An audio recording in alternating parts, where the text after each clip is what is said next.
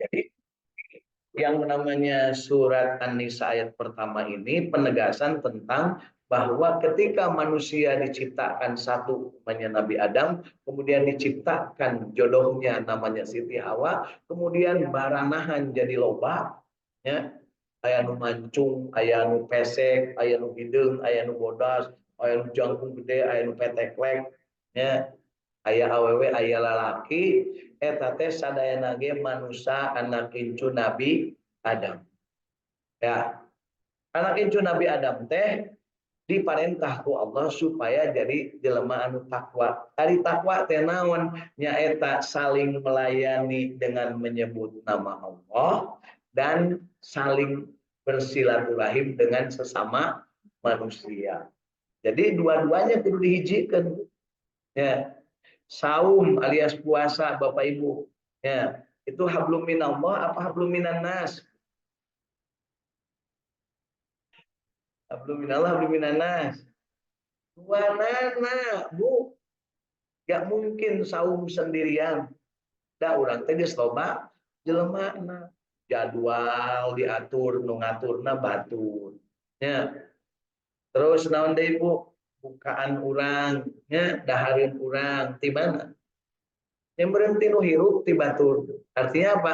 Ketika niat nawaitu syauma ghadin an adha'i fardhi syahri ramadhana hadhihi sanati lillahi ta'ala, maka berlakulah ibadah kita kepada Allah tapi kita tetap berhubungan dengan manusia.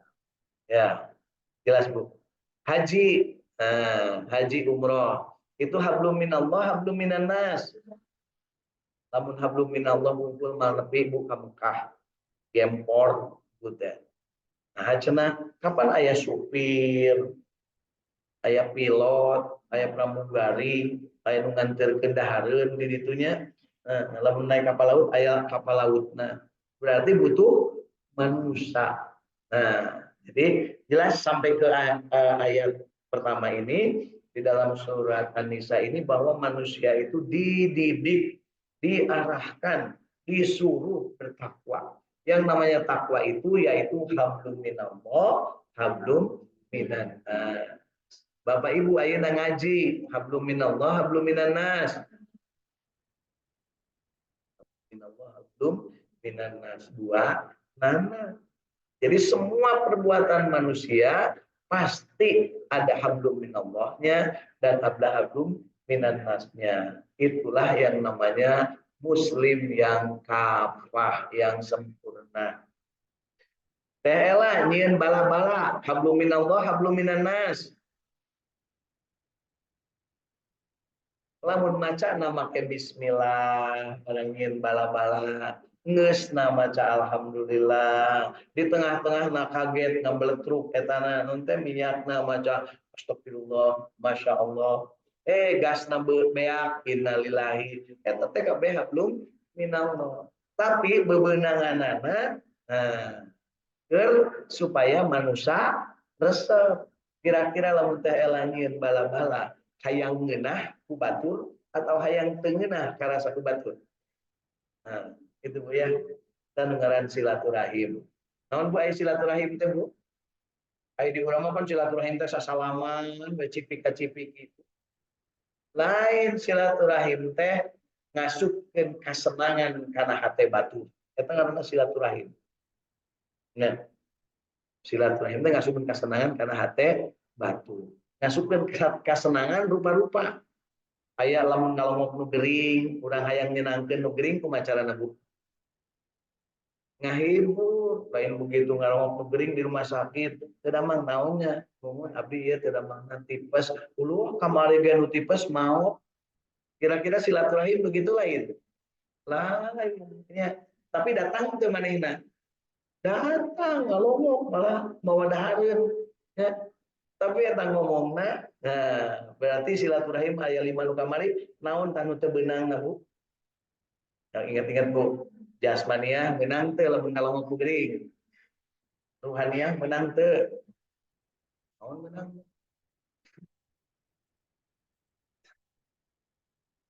teh kudu bisa ngajelaskeun ku lamun nyebut menang jeung teu teh menang teh menang Sabab ngarasa yen eta teh masih hirup.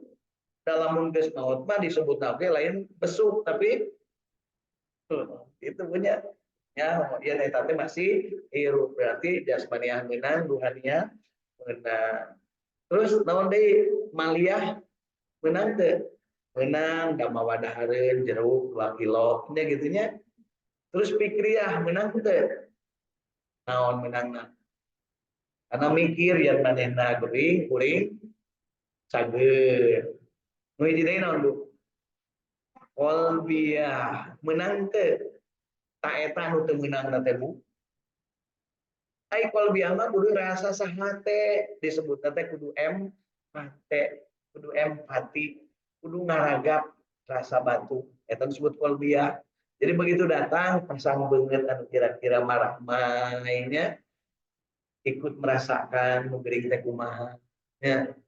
Jadi di kita ini banyak yang permasalahan karena silaturahim tidak sempurna, tidak utuh anu 5. Ya, gitu.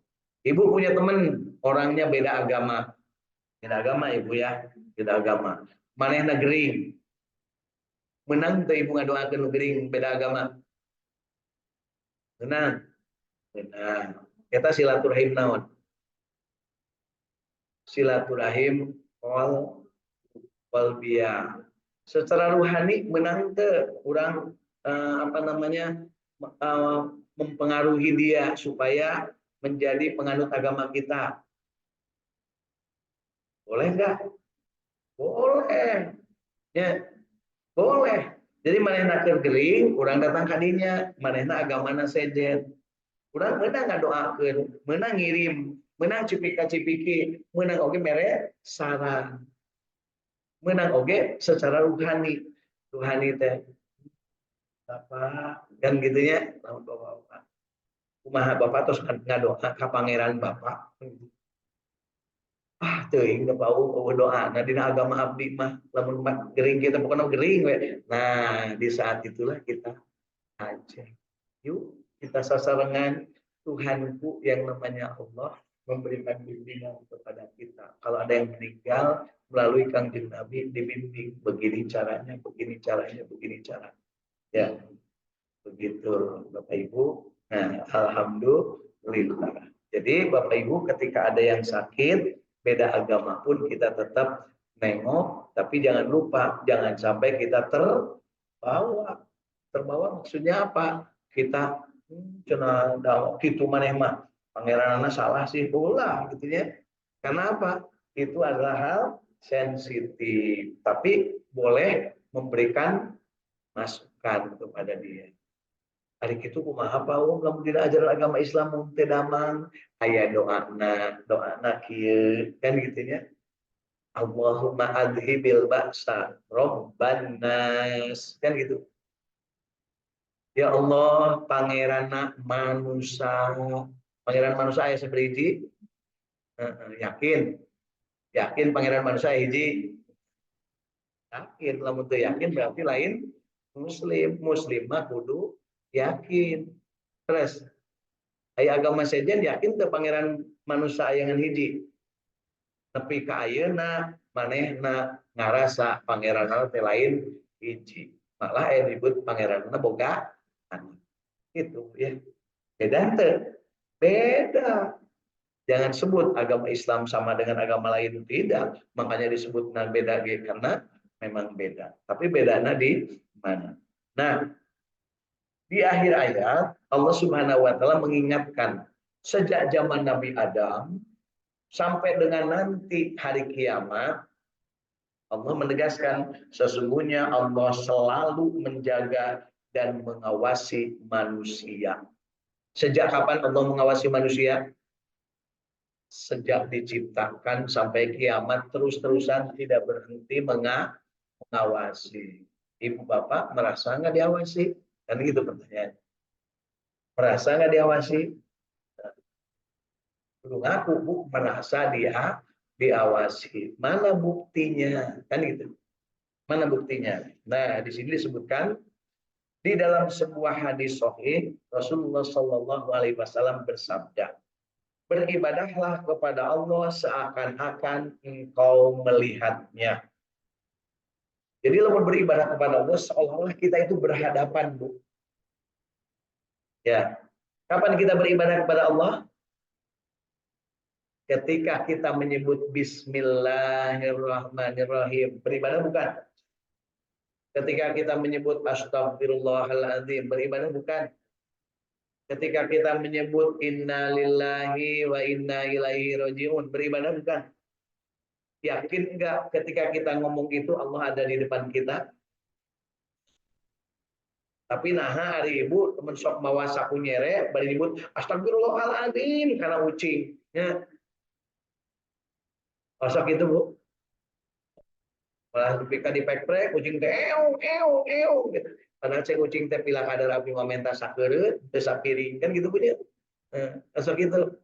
Ojek bojo teh kosong kau gitu. Kucing ngeong tajong ya gitunya. Nah, kunaon ditajong? Sabab kuring teu suka. Lamun kan udah sepuh kan sok dipangku, udah sepuh. Pamajikan sok aya nu tajong ku salakina. Ibu pernah ditajong ku salaki tong aku Bu eratnya. Ditangkep posok tara Bu. Minong kan gitu ya. Jadi ditegaskan di sini beribadahlah kepada Allah.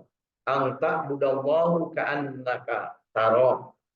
Beribadahlah kepada Allah seakan-akan engkau melihat Allah.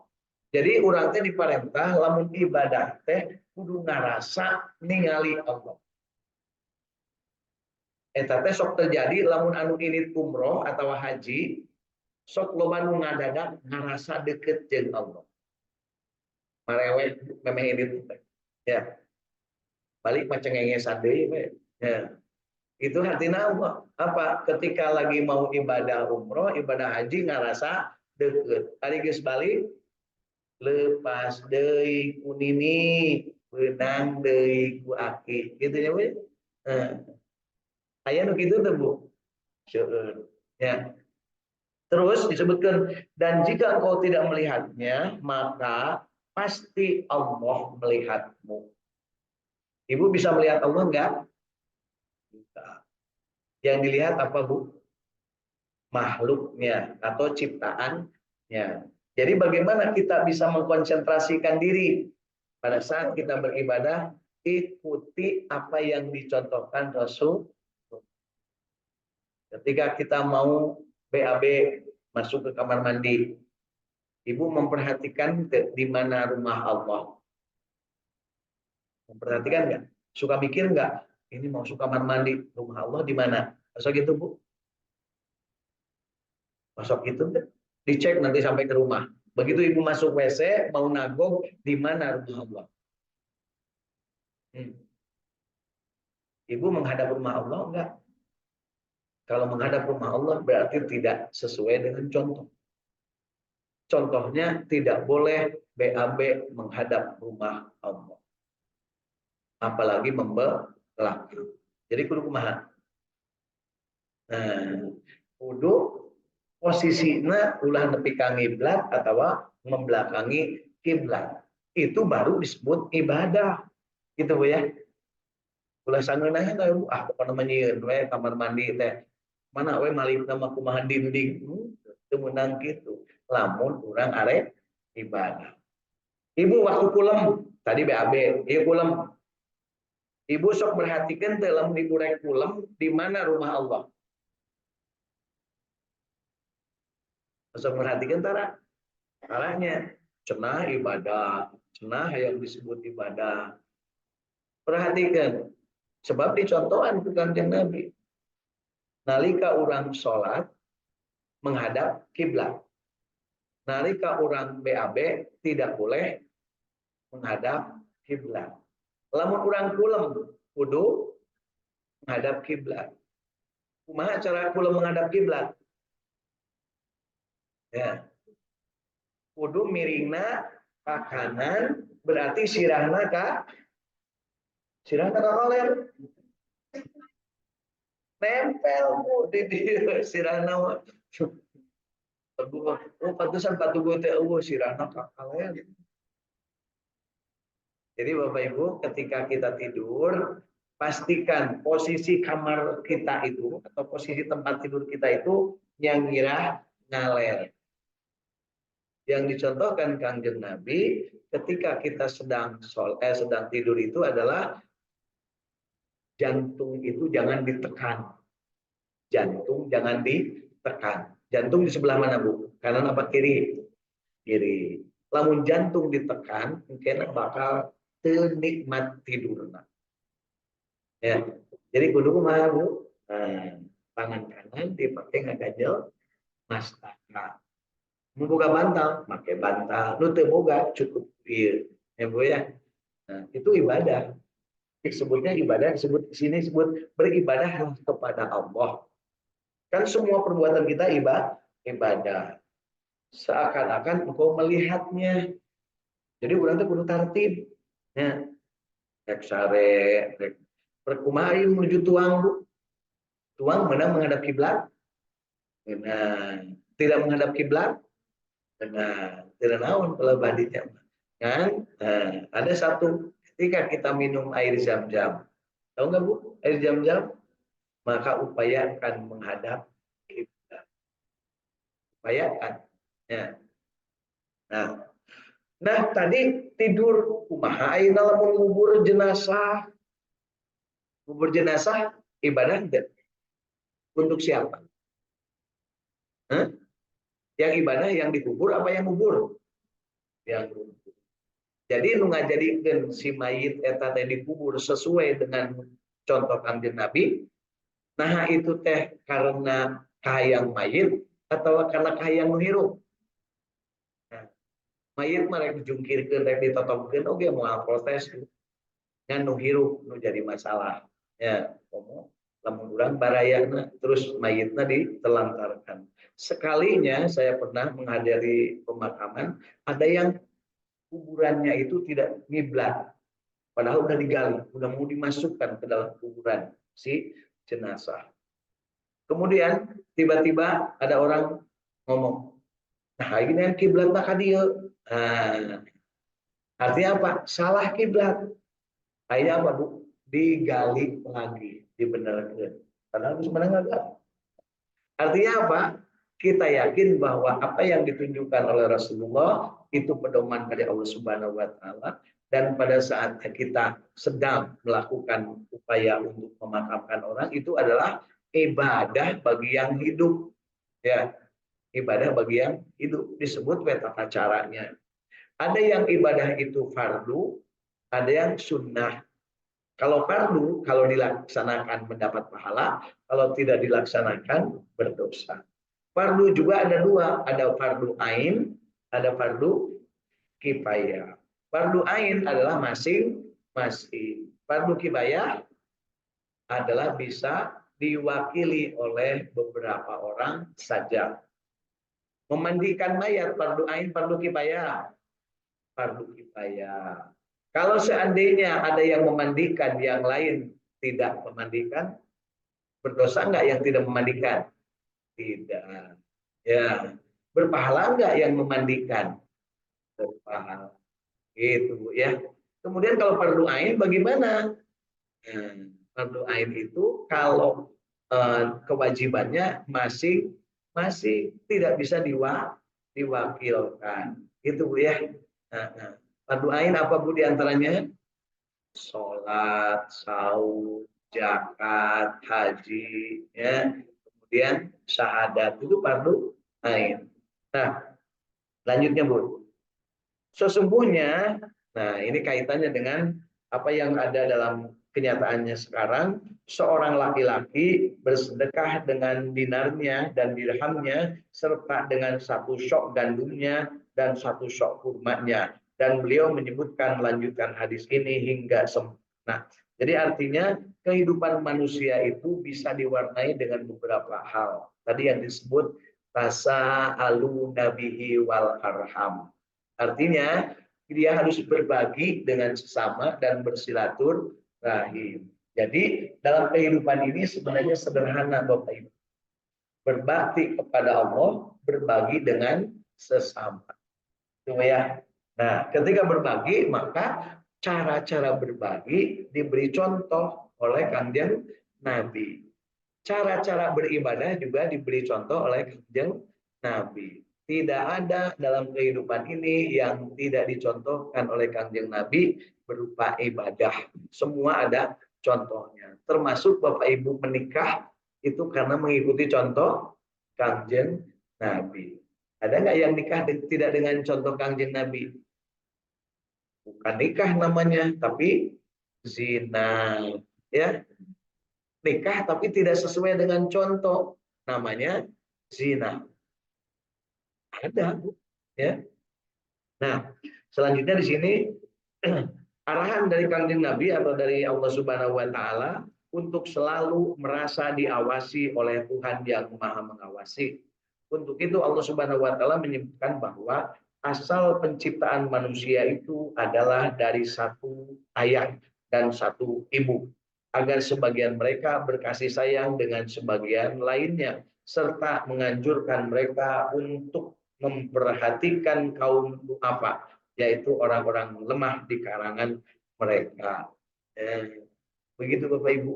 Jadi ketika kita dalam kehidupan ini, ketika kita berbagi, ketika kita bersilaturahim, maka dalam diri itu harus ada bahwa kita itu dari ayah yang sama, kita ini dari ibu yang sama. Bahasa di masyarakatnya disebut urang teh saadam sahawa. Kan gitu punya. Boleh enggak sesama anak cucu Nabi Adam menikah? Boleh, bahkan dianjurkan. Ketika dianjurkan, maka harus sesuai syariatnya. Yang namanya kobil melanggar syariat. Jadi yang namanya kobil itu berdosa karena melanggar syariat. Dia mau dinikahkan, mau, tapi pengen sama iklimanya. Kobil itu mau dinikahkan, tapi pengennya sama Iklimah. Habil tidak menolak dinikahkan, meskipun tidak dengan labuda. Alasannya kenapa, Bu? Udah sok curiga ke Habil. Sabab Habil anu atau ke Iklimah dagelis, bukan gitu. Habil itu orang yang taat kepada syariat. Sedangkan Qabil orang yang tidak taat kepada syariat. Orang yang tidak taat kepada syariat disebutnya adalah orang yang kafir, keluar dari syariat, tidak mau diatur. Bapak Ibu mau diatur enggak? Nah, kalau mau diatur disebutnya muslim. Ya, muslim berserah diri kumaha aturan anu berlaku secara syariat. Jadi muslim teh atau jelema Islam nyaeta anu berserah diri, pasrah tumarima sesuai anu diatur ku Allah Subhanahu wa taala, sareng dicontohkan ku Kanjeng Nabi Muhammad Shallallahu alaihi wasallam. Itulah yang disebut dengan hablum minallah, hablum minan nas. Lamun sempurna hablum minallah jeung hablum minan nas, eta anu disebut ibadah. Jadi kudu sempurna dua nana. Gak mungkin ibadah itu hanya hablum minallah, tapi semena-mena terhadap manusia. Demikian juga gak mungkin ibadah itu yang penting baik dengan manusia, tapi tidak menghiraukan apa yang diperintahkan Allah.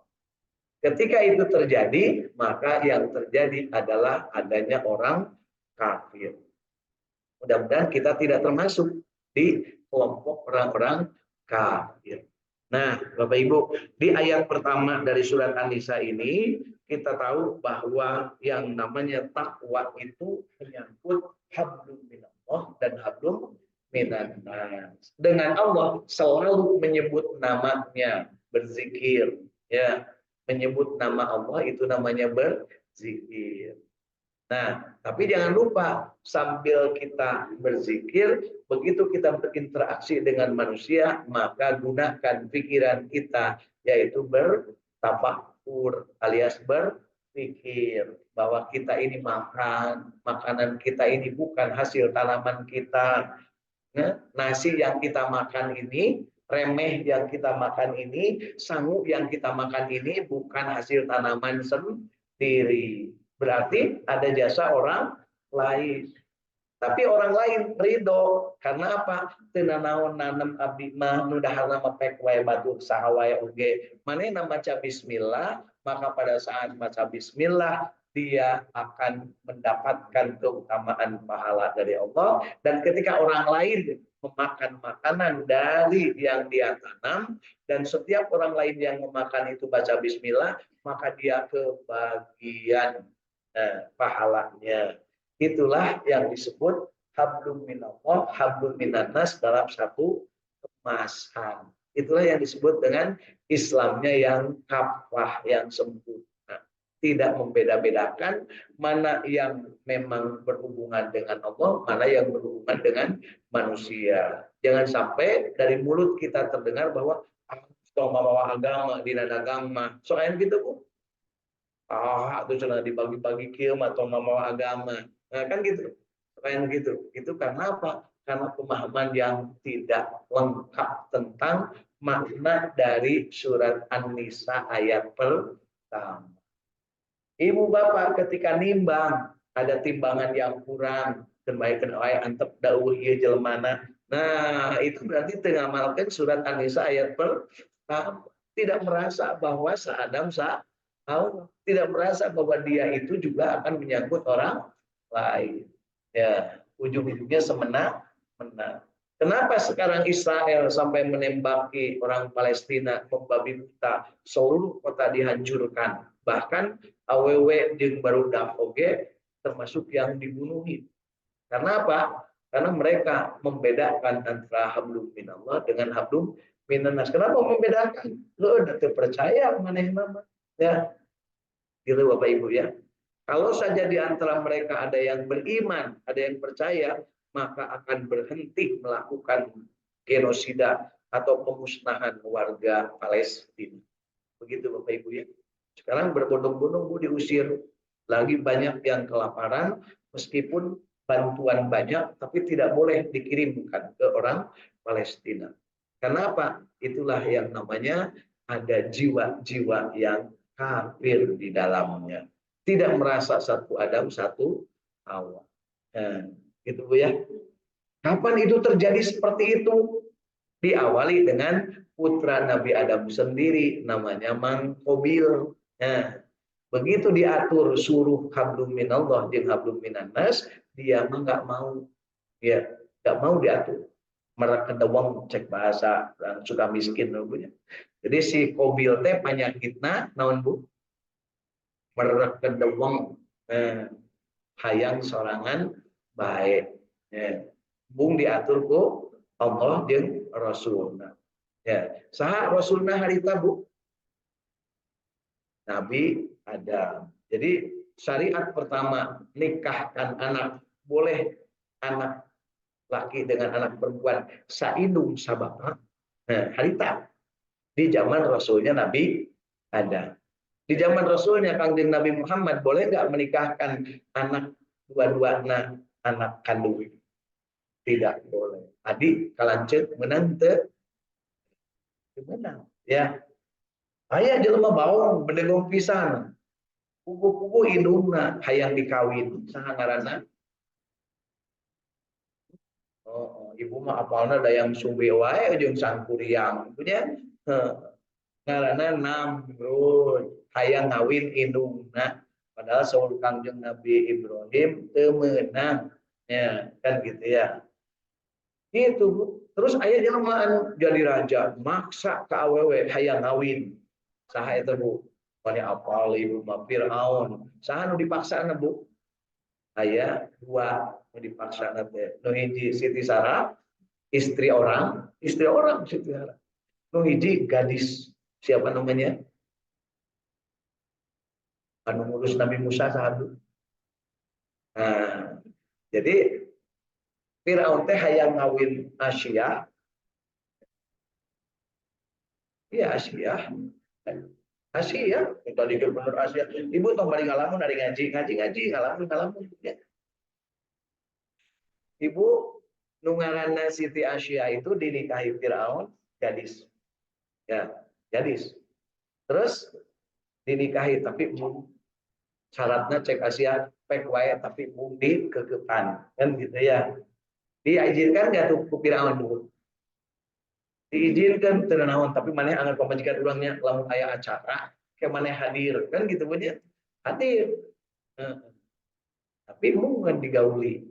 Nah, saat Firaun teh etama tapi manehna lupa bahwa yang namanya menikahi orang itu harus suka sama suka.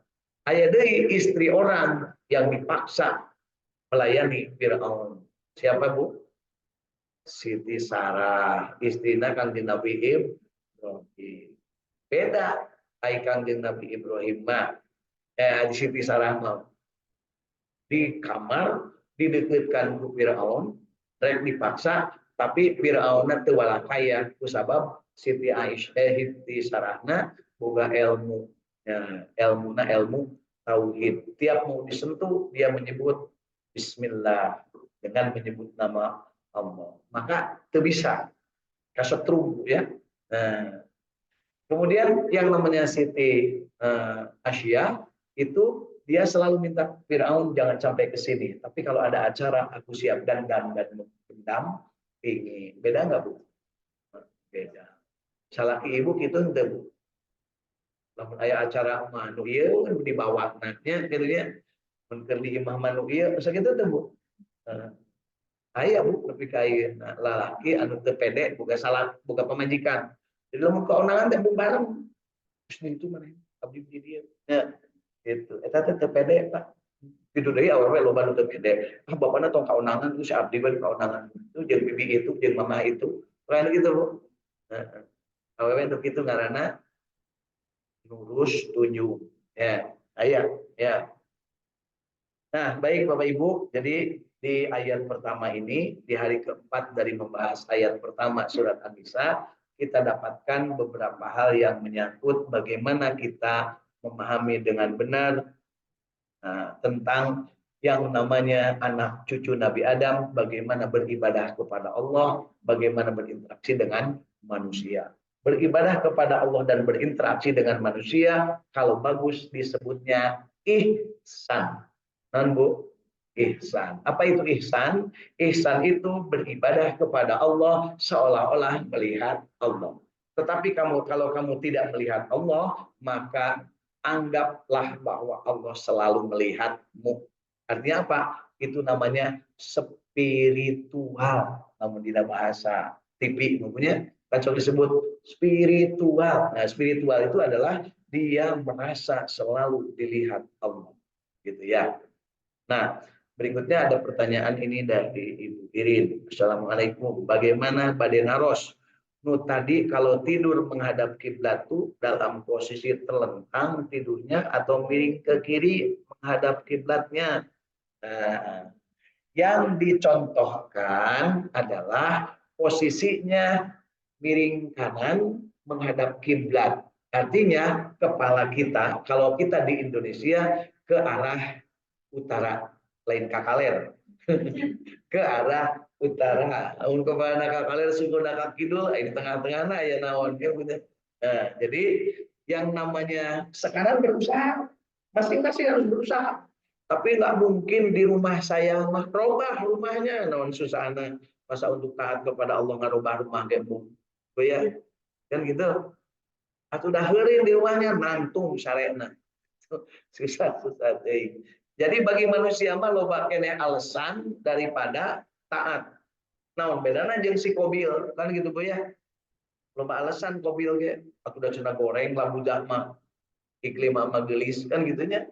Loba alasan. Jadi jelema anu ibadahna goreng anu teu ihsan eta teh jelema loba alasan. Ngomongna teh atuda we. Ya. Atuda abdi mah teu tiasa, atuda abdi mah sempit, atuda abdi mah padahal hirup di dunia mah bakal bahagia lamun manehna teh sok sanajan. Sok sanajan sempit tapi abdi marek ngiring sunah Kangjeng Nabi. Itu. Kumaha cenah ai kulemna bari nangtung pek wae ari bisa mah Kumamun kalau nambari calik pek wae ari bisa mah kan gitu ya. Makanya saya kalau melihat orang yang sakit ya terutama di rumahnya, terutama di rumahnya. Lihat orang yang sakit, ada yang tidurnya sakit ya, ini sakit artinya kalemprek. Tidurnya tidak nyangirah ngaler, saya suka ngasih masukan kepada keluarganya, punten posisi tidurnya dirubah. Kenapa begitu? Karena lamun ker sakit terus maut, ya kan hari sakit teh kembangna maut, punya ya. Lamun ker sakit terus maut, manehna sirahna geus bener ke arah anu sesuai sareng syariat. Lamun kehese dengan tempat nguburna temenang temenang tempat ngubur gampang kali we dirinya gebruskeun dirinya beres. Nah disebut gebruskeun teh lamun kasar tapi dirinya we kali lebetkeun dirinya. Nah, jadi seutama-utamanya orang meninggal dunia, Bapak Ibu, adalah yang meninggalnya itu di tempat yang dikuburkannya itu di tempat dia meninggal dunia. Siapa yang dikuburkan di tempat di tempat meninggal dunia? Kanjeng Nabi Muhammad SAW. Jadi kau gotong Kanjeng Nabi. Begitu ukus anjeunna dirinya menuju nyangirah ngaler, kemudian diibakan, setelah diibakan dibungkus, setelah dibungkus sholat semua di situ ya di Masjid Nabawi, kemudian dimakamkan di situ juga ya, dimakamkan di situ juga. Artinya apa? Tenyusahkeun. Gitu ya. Jadi ulah ibu teh, kalau saya meninggal tolong anterin ke Bantul ya. Jangan Bu. Kalaupun pernah ngomong gitu, cabut omongan itu. Karena engke lamun teu nepi ka Bantul kumaha ya. Jadi kumaha nu hirup we gitu nya. Leres dulu. Tapi kumaha supaya nu hirup tahu diri dan tahu menjalankan syariat, maka ajak nu hirupna sama-sama untuk beribadah sehingga benar memperlakukannya ya gitu ya terus nanti ya kalau saya mati tolong ya itu piyama saya pakai itu jangan dilaksanakan oleh yang itu. Nah itu Bu, pernah wasiat nggak kalau saya mati? Nah, belum. Nah itu ya berarti ibu teh maksa. Maksa kan hirup. Gimana kalau yang meninggal itu yang ibu yang mendengar wasiat ibu? Pokoknya ke Pak Teguh. Pak Teguh kalau saya mati kuburkan di sini. Pak Teguh mati duluan. Ayo cek ibu tuh. Terus aku wasiat sama siapa? Beliau, gimana kalau menjadi beban bagi Pak Teguh? Jangan. Ya, kita urusan mati bukan urusan kita. Mau dikubur di mana, mau di apa namanya, bawa kemana itu urusan yang hidup. Ya, jelas Bapak Ibu. Yuk. Alhamdulillah. Jadi hari ini kita mendapatkan kesempatan untuk mendapatkan ilmu tentang siapa manusia. Manusia yang terbaik adalah yang paling baik adalah yang takwa. Makanya di sini di ayat ini di satu ayat disebut dua kali takwanya. Ittaqullaha rabbakumul ladzi. Ittaqu rabbakumul ladzi khalaqakum. Yang kedua disebutnya wattaqullah. Jadi kesadaran manusia bahwa dia diciptakan oleh Allah dan harus bertakwa kepada Allah dan dia diciptakan oleh Allah harus bertakwa kepada Allah dengan melakukan pendekatan kepada Allah disebutnya hablum minallah, kepada manusia disebutnya hablum minan nas. Insya Allah kita termasuk yang mudah-mudahan mampu menjalankan hablum minallah dan hablum minan nas dalam satu aktivitas. Perhatikan dalam satu aktivitas. Ibu keluar ti imah hablum minallah na kumaha. Bismillahirrahmanirrahim. Bismillahirrahmanirrahim. La haula wala quwata illa billahil aliyil azim. Jangan lupa kapan tuh tinggal heula aya jelema dari luar. Bisi pas urang kapan tuh cileger karena tarang. Tinggal heula inti pula. Mun eueun ka buka. Atau pas mukapan tuh aya anjing edan dina. Jadi perlu diperhatikan. Yuk kita sama-sama syukuri dan kita akhiri ngaji kita pagi ini dengan membaca surat pendek, kemudian baca zikir, sholawat, dan doa khatmul Quran. Nanti kita ingatkan kalau yang sempat kita ikut menyolatkan jenazah. A'udzu billahi